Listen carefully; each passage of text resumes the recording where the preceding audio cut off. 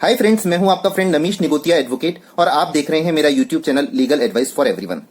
दोस्तों, यदि आप में से किसी ने अभी तक मेरा चैनल सब्सक्राइब नहीं किया है तो मेरा चैनल सब्सक्राइब कर लीजिए।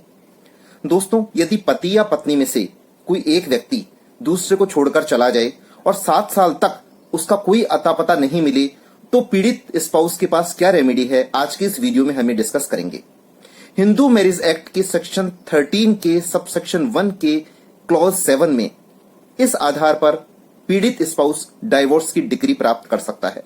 परंतु इससे पहले कि हम हिंदू मैरिज एक्ट के प्रोविजंस का अध्ययन करें, हमें इंडियन एविडेंस एक्ट के सेक्शन 108 को समझना जरूरी है। दोस्तों, इंडियन एविडेंस एक्ट का सेक्शन 108 कहता है, burden of proving that person is alive who has not been heard for 7 years।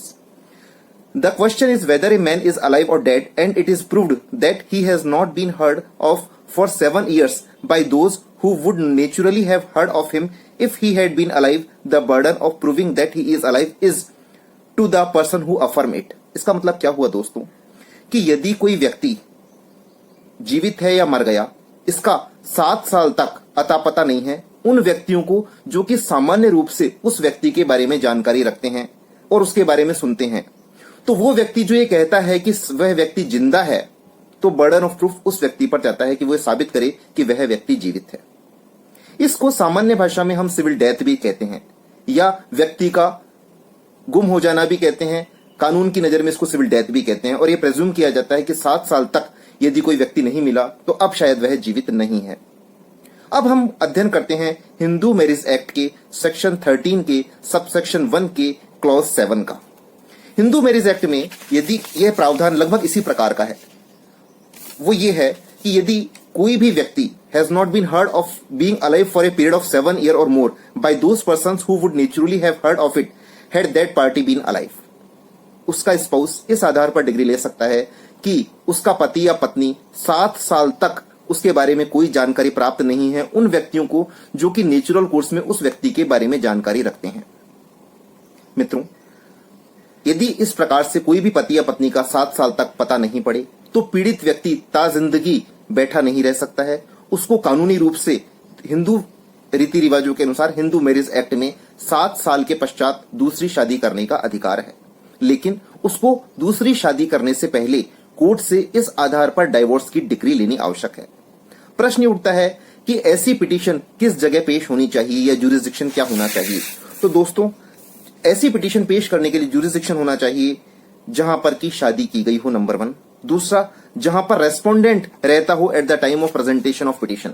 लेकिन चूंकि जब उसका पता ही नहीं है तो फिर इसमें प्रावधान दिया गया है कि जहां पर पार्टियां लास्ट रेजाइड की गई हो, कि जहां अंतिम समय में दोनों मैरिटल ऑब्लिगेशंस में रहती हो, या फिर जहां पर यदि वो केस पत्नी का है तो जहां पत्नी अंतिम समय पर रहती हो at the filing of petition, या फिर जो सेक्शन 13 सबसेक्शन 1 के क्लॉज 7 के लिए महत्वपूर्ण है कि जहां स्पाउस का पता नहीं है तो जिस जगह पिटिशनर रहता है उस जुरिस्डिक्शन वाली कॉम्पिटेंट फैमिली कोर्ट में भी वो डाइवोर्स की पिटीशन इस आधार पर पेश कर सकता है।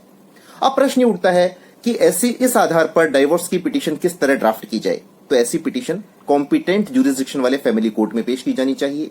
सबसे पहले फैमिली कोर्ट का पूरा नाम पता लिखें, फिर पीड़ित स्पाउस या प्रार्थी या एप्लीकेंट अपना पूरा नाम पता लिखे, फिर बनाम जो रेस्पोंडेंट है उसका पूरा नाम पता लिखे। उसके बाद अपनी पिटीशन को क्रोनोलॉजिकल ऑर्डर में ड्राफ्टिंग स्टार्ट करके लिखे कि शादी हिंदू विवाह रीति रिवाज के अनुसार हिंदू विवाह हुआ था, शादी किस तारीख को संपन्न हुई थी, यदि इस बारे में कोई मैरिज सर्टिफिकेट इशू किया गया है तो वो लिखें, यदि वेडलॉक से कोई बच्चे हैं तो उसके बारे में लिखें। इसके बाद ये लिखें कि कब तक वह पति पत्नी के रूप में साथ रहे। इसके बाद यह लिखें कि 7 साल तक उस स्पाउस का कोई भी जानकारी नहीं है। इसके बाद उन व्यक्तियों का नाम देवें स्पष्टतः है जो कि सामान्यतः उस व्यक्ति की जानकारी रखते हैं, और उन व्यक्तियों का शपथ पत्र एवं गवाही के रूप में कोर्ट में पेश करना भी आवश्यक है। इसके बाद शपथ पत्र के साथ कोर्ट में पेश करें इस पिटीशन को, और इसमें रिलीफ में लिखें कि चूंकि स्पाउस अब 7 साल तक लगातार उसके अता पता नहीं है, इसलिए यह प्रेज्यूम किया जाए कि अब वो जीवित नहीं है, और इस आधार पर डाइवोर्स की डिग्री पीड़ित स्पाउस या एप्लीकेंट को प्रदान की जाए। साथियों, ऐसी पिटीशन को प्रूफ करने के लिए उस व्यक्ति के रिश्तेदार, आस पड़ोसी, कॉमन दोस्तों की गवाही कोर्ट में बहुत महत्वपूर्ण है। इस कारण से उन व्यक्तियों को कोर्ट में गवाह पेश करें और वो ये कहें कि हाँ, हम इस व्यक्ति को भली भांति जानते थे, ये हमारा सगा रिश्तेदार या दोस्त लगता था, परंतु 7 सालों तक की निरंतर अवधि में हमने उस व्यक्ति को कभी भी नहीं देखा। तो इस आधार पर वो पीड़ित पक्षकार डाइवोर्स की डिग्री ले सकता है। आज का वीडियो इतना ही। थैंक यू, धन्यवाद फ्रेंड्स।